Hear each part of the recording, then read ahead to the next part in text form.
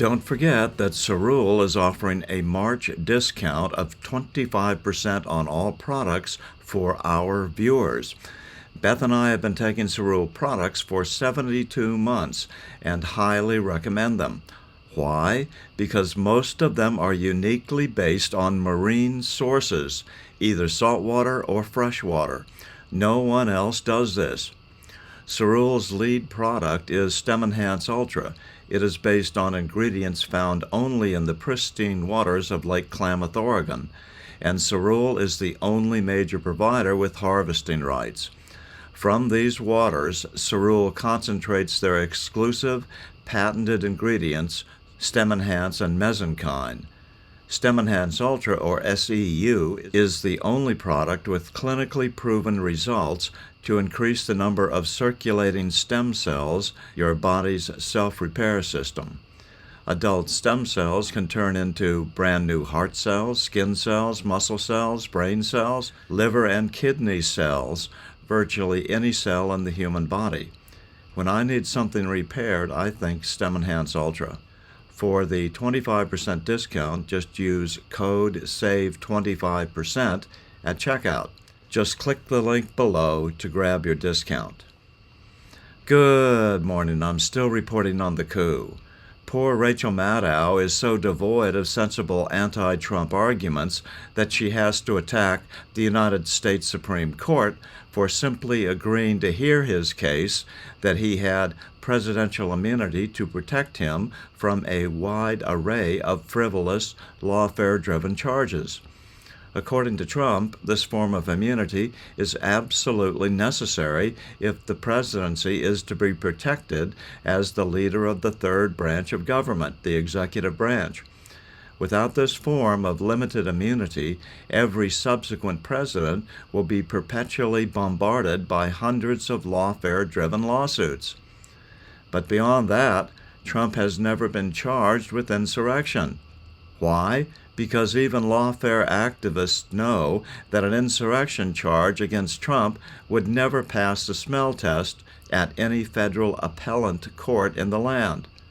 They might be able to find a traffic court judge, as they did in Illinois, to make such a ruling, but it would be dead on arrival thereafter. On Friday, Maddow really showed her ignorance of recent American history in this rant regarding Gerald Ford's pardon of Richard Nixon and how that might relate to Trump's immunity claim. Is really presidential immunity an open question? Because what's the most famous pardon in American history? Gerald Ford pardoning Richard Nixon once he had resigned and was a former president. Why did Gerald Ford pardon Richard Nixon? Quote, as a result of certain acts or omissions occurring before his resignation as president, meaning as a result of stuff he did while president, quote, Richard Nixon has become liable to possible indictment and trial. Right. Whether or not he shall be so prosecuted depends on findings of the appropriate grand jury and the discretion of the authorized prosecutor. So the idea that this is an open question, that it might be that a former president can never be tried for something that he did because he was president when he did it, is disproven by a plain reading of American history and the whole justification for Richard Nixon being pardoned in the first place. This justification for Nixon's pardon was issued when little Rachel was less than 1 year old. I was an adult deeply involved in the loosely hidden meaning behind Ford's words. What Ford couldn't say was that Nixon had been planning his own coup d'etat. He had formed a committee devoted to exploring ways to keep himself in power for a third and possibly subsequent terms. One of these committees was called the Committee to Repeal the 22nd Amendment, the amendment that forbids a president from serving more than 2 four-year terms in office. How do I know? Because my own father was the first whistleblower on this Nixon coup plot.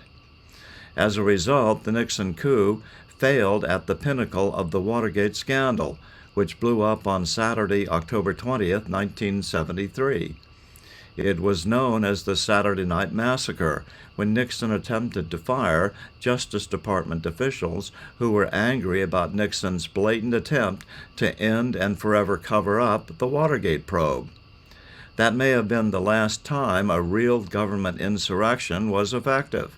Although we informed Seymour Hersh at the time, when he was still working at the New York Times, of the Nixon coup attempt, it took Hersh a decade to circle back around to the Nixon coup story, which finally was published in August of 1983 in the Atlantic magazine. It was entitled "The Pardon." This article clearly showed that Nixon was guilty of not only insurrection but treason, for which he would certainly have faced a lengthy and divisive trial and likely conviction, and the punishment for treason is the death penalty. Ford could not allow a former president to face the death penalty on his watch, and so Ford would have been pressured into pardoning Nixon anyway. So he decided to clear the deck and give Nixon the pardon early to spare the nation the months of divisive headlines and the CIA years of embarrassing revelations. This all occurred way before poor little Rachel ever learned to read, and apparently recent American history was not her favorite topic in college school. However, Hersh had a lot going on in his editorial life. 11 months after the Saturday Night Massacre, he published an article that the CIA had spent $8 million to destabilize the Chilean government of Salvador Allende, who was overthrown in a coup d'etat on September 11, 1973, and then suspiciously committed suicide. Could the Chilean coup have been engineered by the same team which tried to arrange the Nixon coup that same year? Interestingly, the Nixon coup failed because it did not get sufficient buy-in by key members of the U.S. military. For example, my own father, who was at the time an Air Force officer who was the deputy director and chief scientist of the Minuteman missile program. Of course, Obama suspiciously started cleansing the military of true patriots during his 2 terms, a job Biden would finish up in his last 3 years in office. However, Obama also publicly announced at the start of his first term that he would begin salting the Justice Department with 1,000 young leftist attorneys from Ivy League universities, an operation that bore its evil fruit in the remarkable number of present-day Trump haters at top levels of the FBI and Justice Department. Seymour Hersh wrote 27 articles on the Chilean coup. The following year, on December 22, 1974, Hersh exposed Operation Chaos, a massive CIA program of domestic wiretapping and infiltration of anti-war groups during the Nixon administration in direct violation of the agency's charter. Does this fit a now familiar pattern of black operations on domestic targets that were repeated during Trump's time in office?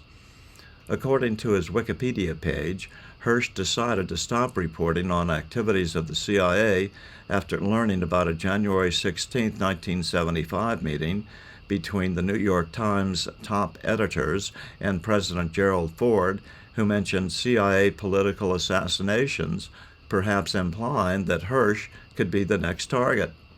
Ford later asked the Times editors to strike his assassination comments from the record and not tell Hersh about it, and they, unbelievably, agreed to do so. It was later revealed that Dick Cheney, one of Ford's top aides and later vice president under George W. Bush, proposed that the FBI search the home of Hersh and his sources, perhaps to discourage such journalistic endeavors once and for all. Should we allow the CIA to be able to go after Marxists in other nations? That is an interesting question to which I do not know the answer. But what I do know is that expertise gained should never, ever be allowed to be turned on the domestic population in the United States. And that has been occurring.